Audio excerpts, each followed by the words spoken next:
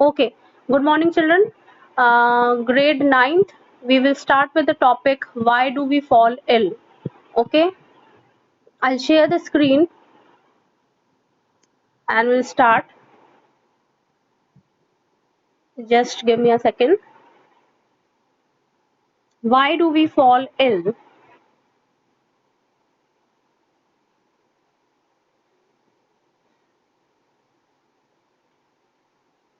So, the things that you have to study in this chapter is what is health. First thing that you have to. Okay, so this is visible, children. Why do we fall ill? This is visible. Okay. Okay, let's start. So, why do we fall ill? So the first thing that in this topic you have to discuss is what is health? What is health? So health is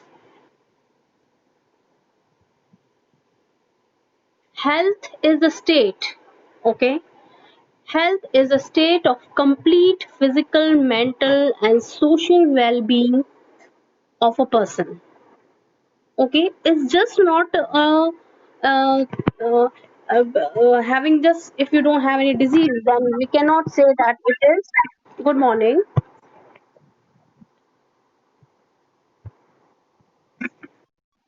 It's not just like that if anybody is not suffering from any disease, then we can say that it is or he or she is healthy. Okay, so health is a state of being well. Health is a state of being well enough to function well physically, mentally, and socially. All the three aspects, all the three parameters will be considered for a good health. Okay, so health is a state of being well enough to function well. Function well how? Physically, mentally, and socially. So physical fitness comprises all your if your all your body organs are functioning well, all your systems, uh, body system is functioning well, everything is well. Physically, if you'll talk, then it is called physical fitness. Mental fitness is just how you behave. Okay, what is your state of mind, your positivity, everything come into mental fitness. Your IQ, your behavior, everything comes under mental fitness. And social well-being, how you behave in a society. Okay, so all these aspects, all these parameters will be considered in a for you can say for a good health. Now, there is a difference between healthy and disease free. Okay, disease is a condition which you can say a bad health is different from different individual. Okay, so disease is a situation or a condition which is you know it disturb your ease. Dis-ease means not comfort. Okay, so disease may be, if you are disease free, then it doesn't mean that you are healthy. Okay, so healthy comprises of all the physical, mental and social well-being. It comprises of all the three aspects. But disease means absence of any disease. If you are disease free means you are talking about your physical fitness. If you are free of any disease, absence of disease means disease free. Health always refer to the individual's physical and social environment. It always relate. Okay, health always relate with the individual's physical and social environment, whereas disease refer only to the individual.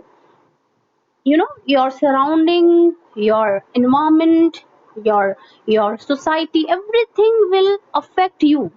Okay, so a healthy person, if you are not living in a neat surrounding, if your neighborhood is not good, if your workplace is not good. So all these things will affect your health. Okay, so health is the individual can attain good health.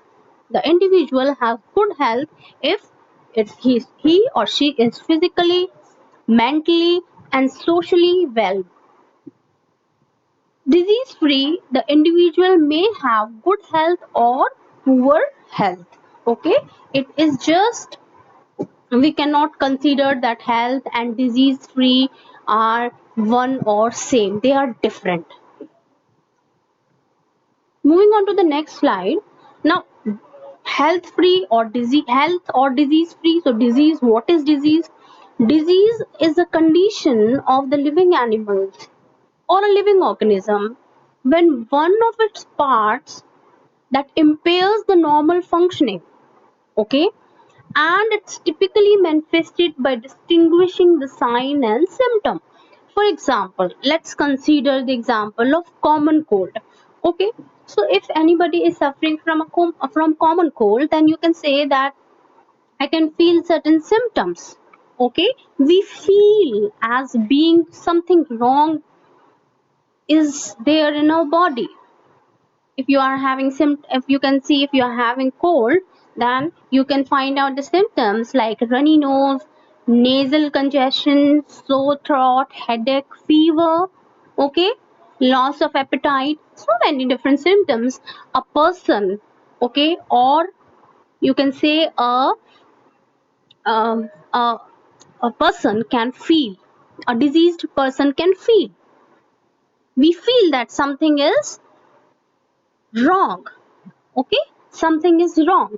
So the symptoms is felt by the patient. Okay, and the sign are the uh, uh, physicians will look on the basis of the symptom, and he will uh, say that you are suffering from a particular disease. He diagnose the disease. Okay, so a disease is a condition of the living organism when one of its part that impairs normal functioning. Disease always, inhibit the proper functioning of your body. Okay, it will hamper your day-to-day activity. It hamper your normal functioning of your body. Now, disease, if we will these the slides that we are discussing, children, already the topic already have been discussed earlier. Okay, so it's just for your recap that we are doing everything again. Now, disease on the period of, like, on the time duration, on the duration of the time, the disease can be of two types: acute disease, and chronic disease. Okay, depending upon the time period, disease can be acute or chronic. So acute disease are the short term disease. They remain for short duration of time. But chronic disease are long term disease. Chronic disease are long lasting. Okay, in acute disease, patients can recover completely after the cure. For example, if you are having a common cold, you will recover after a week. You will feel better. Okay, but chronic disease, patient will not recover completely. Okay, it will remain in your body for long duration of time. So you can say that the acute disease is a short term disease, while chronic disease is a long term disease. If you are suffering from a common cold, of course, after in a week or in 10 days, within 10 days, you will be recovered.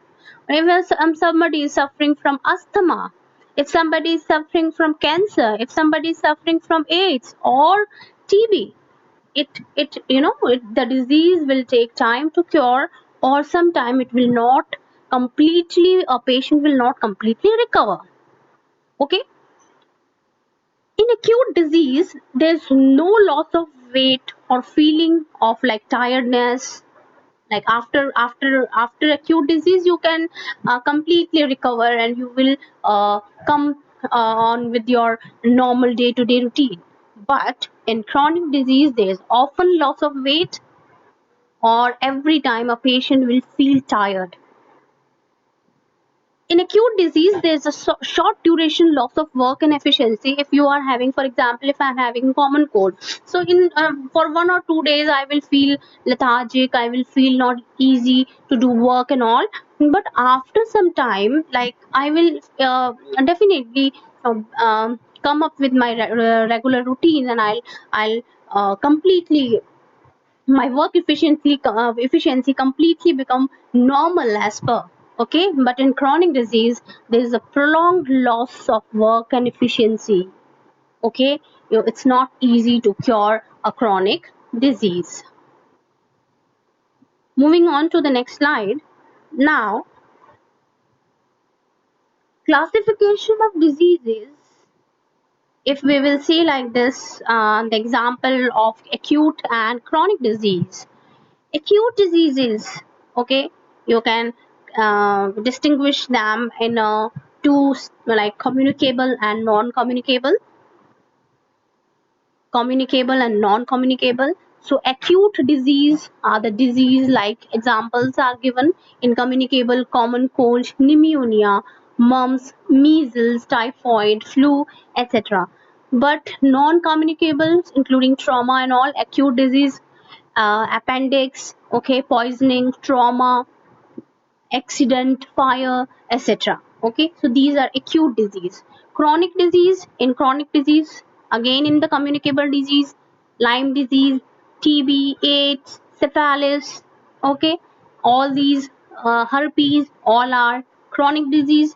And non-communicable में diabetes, heart disease, okay, arthritis, okay, hypertension, cardiac arrest, all are chronic disease. So I hope you will remember all these examples of acute and chronic disease, and you can easily distinguish between acute. The question can come like this: differentiate between acute and chronic disease and give examples. Next, now, what are the sources of disease? What are the causes of disease? Okay, we say that disease is something, situation in which a person is not able to, or the body is not able to function well. So, what all are the sources of the disease? The first source, like here, you will distinguish the sources of disease into intrinsic factors. First is already given here, intrinsic intrinsic factor and extrinsic factor. Okay, so we will discuss one by one what is intrinsic and what is extrinsic. Intrinsic, as if the name itself suggesting that internal factors. If something is wrong in your body itself, if the cause, if the root of the disease is inside your body, okay, the factors that are present in your body, then they are called as intrinsic factors. They are called as an intrinsic factor. Okay, like if example, there's a malfunctioning or improper functioning of any of the body part. If your heart is not functioning well, if the kidneys are not functioning well, if the liver is not functioning well, pancreas are not functioning well. Okay, so these are the disease. Intrinsic factors are caused by, like intrinsic factors are present inside your body. The root cause of the disease is there from your body itself. Like if any of your body part is not functioning well, genetic disorders, okay, a person heredity, okay, color blindness, so many, sickle cell anemia, there are lot of heredity or genetic disorder that you gain or attend from your parents. There may be hormonal imbalance, or there are a set of certain hormones that control all your systems. So if the hormones are not produce in an adequate amount, or if they are producing in large amount, then of course there are certain diseases which are caused by the hormonal imbalance. Okay. Malfunctioning of immune system. If you know that your immune system is a mechanism or is a protective system that protect you from the disease, from the infections and all. Okay. They fight, they have antibodies and they fight against the disease. If the immune system is not properly working, then again a person is again and again he or she will become sick. So all these sources are there inside, they are present inside your body, so they can say it as intrinsic factors. Okay. Now, what are extrinsic factors? What are extrinsic factors? Factors that are that comes from outside. Okay. If the disease of, if a person is getting a disease, then the factors or the source are from outside. For example, first is unbalanced diet or inadequate diet. Okay. If a person is not taking a proper diet, malnutrition. Okay. Overnutrition, undernutrition. You know that a balanced diet, a diet that contain all the um, essential nutrients required for proper functioning of your body. Okay, all the nutrients are required in a proper proportion. If a person is not taking adequate amount of diet, then of course there are a lot of uh, disease like lack of vitamin A, lack of vitamin B, lack of vitamin C. What all are the diseases that are caused by all these vitamins, minerals, or these uh, uh, so unbalanced diet or inadequate diet is a extrinsic factors. Okay, you can maintain it by taking it the proper diet. Second is disease causing microorganisms are also outside sources. Various pathogens like virus, bacteria, fungi, etc. All these pathogens are present in the outside environment and they can affect your body. Third, environmental pollution. Of course, the environmental pollution, pollutants. Okay, if you are staying in such a condition where there is a lot of pollution, there are harmful gases and all, it will affect you. May if somebody is having skin irritation, irritation in eyes, or asthma, not able to breathe properly. So these are the environmental pollutants that are present. Okay. Or anybody is taking drugs like tobacco or alcohol, narcotic drugs, etc. It also lead to various serious health hazards. Okay. So these all are the extrinsic factors. Here, for just for your reference, I have given some of the like disease that are caused by lack of vitamins and minerals. Okay, so these are the diseases like this. This chart is for your extra reference. You can just have a look. For example, vitamin A. Okay, the deficiency caused by vitamin of lack of vitamin A will be night blindness. Okay, keratomalacia and all. So this chart is just for your reference. It is not given in your book, but you can um, refer it. Okay, you can have a look on this. Now, this is somewhat again one more classification of disease.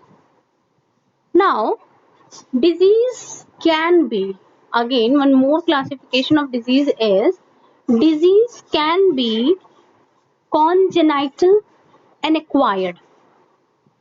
Just understand the meaning of congenital. Congenital. Congenital is the disease that we get from our, that is present from birth. Okay, that is present from birth. Congenital, that we are having inside and that is present before, that is कहते हैं ना जन्म से ही जो बीमारियां आपके लग गई, that is congenital. Acquired is the disease that we we gain or we acquired during after birth. Okay, for example, if you are uh, um, not doing proper exercise, or if you are not having taking the proper diet, then maybe you are suffering from one or particular disease. Okay, so congenital and acquired, just understand the term congenital by birth, and acquired when we acquired. Okay, if any disease is acquired over the years, if you are not uh, um, taking proper care of yourself, and the disease that may be because of several reasons. So acquired disease also can be infectious or non-infectious. Okay, infectious disease is caused by, certain infectious agent, or certain, certain it is spreadable. It can spread from person to person. Non-infectious disease is somewhat different. Okay, it is not transmitted from one person to another. Okay, again, infectious disease can be contagious or non-contagious. Contagious, if you can come in direct contact with any person or disease person, then you will be having a contagious disease. Or the non-contagious disease is the disease that is carried out by vector. Here the vector is important term. Vectors are the carriers. Okay, vectors are the carriers that, you know they take the pathogens or the disease causing agent from a diseased person to the healthy person. These are called as vectors. Okay, so I hope these terms are clear. Now, talking about the infectious disease. So what are infectious disease? Infectious disease are caused by pathogens. They are caused by the microorganisms like bacteria, virus, oh, like bacteria, virus. Just a minute.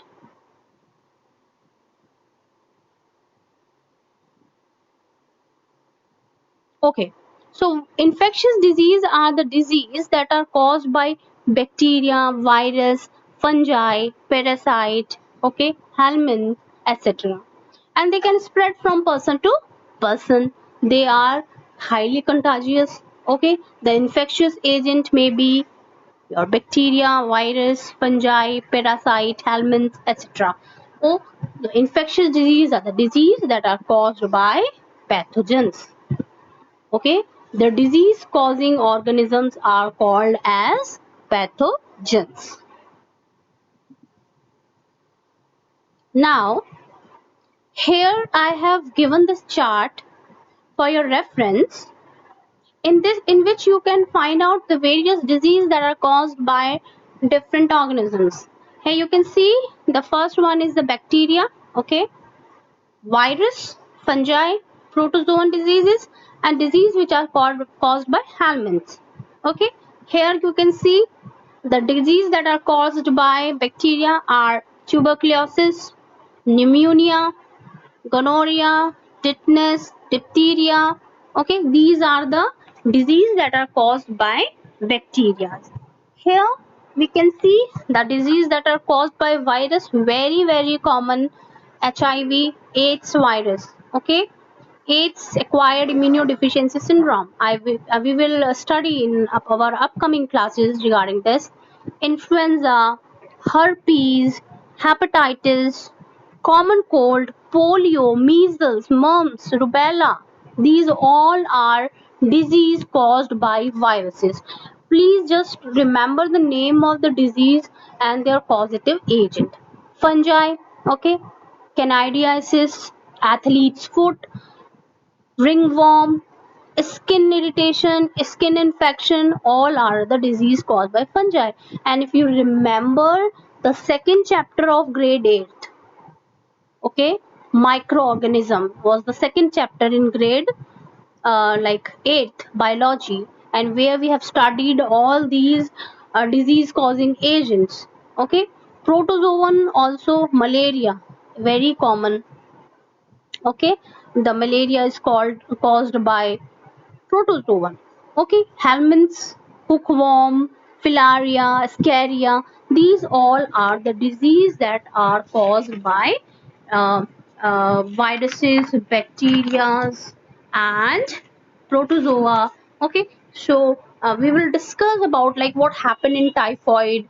Okay, what whooping cough, what is cholera, tuberculosis, anthrax is also a disease which is caused by bacteria where the infected animal is taking vector is the animal.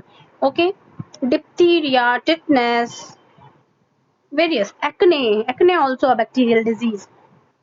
Virus, common cold, influenza, dengue fever. Okay, AIDS, measles, mumps, polio, smallpox, chickenpox, swine flu, viral disease. Okay, here protozoan disease like malaria, kala hazard, sleeping sickness, amoebic dysentery.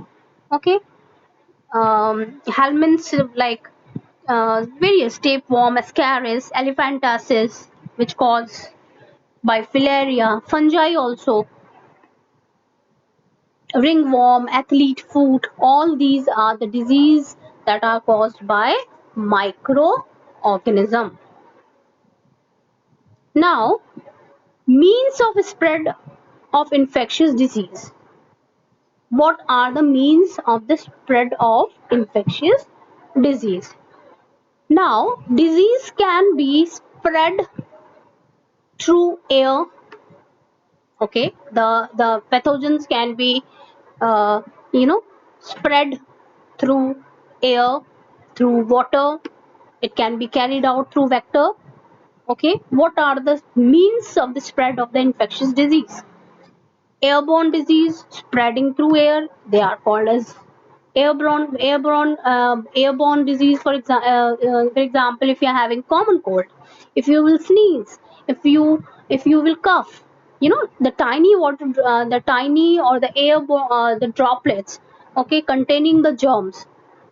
Okay, it will uh, um, when you come in contact, a healthy person when come in contact with these droplets, or he or she will inhale it, then again you will be infected by a particular disease. So airborne disease are spreading of microbes through air. Okay, some infections are spread when infected person sneeze or cough out the tiny airborne droplets, and these droplets, they will float in the air. They will be breathed in by the another person or the healthy person. Okay, and when the person is also getting that infection. For example, chickenpox, common cold, pneumococcal pneumonia, TB, whooping cough, all the are the example where the spreading of the microbes will be possible through air. Food or waterborne disease also, like the disease that are taken the disease that are caused by taking the contaminated food or water. Okay, then the microorganisms will enter in your alimentary canal and make you sick. Okay, so uh, vomiting, fever, loose motions, headache, all these are cholera is the example where the disease is caused by waterborne spread through water infection. Okay, so botulism, cholera, these are the disease that are spread from water and food. One, it's also important you have to know the last one. After that we will end the session and we will continue after this tomorrow. Here the means of the spread through the disease that are sexually transmitted. Here the AIDS, okay, syphilis, gonorrhea, hepatitis, these all are the example of the disease that are transmitted through sexual contact. Okay, these infections are uh, commonly transmitted by sexual contact, genital to genital contact, oral to genital contact, or oral and genital, or oral genital to anal contact. When a person is having suppose a person is having AIDS, or if he or she is having a sexual contact with a healthy person, then the virus will enter in the healthy person too.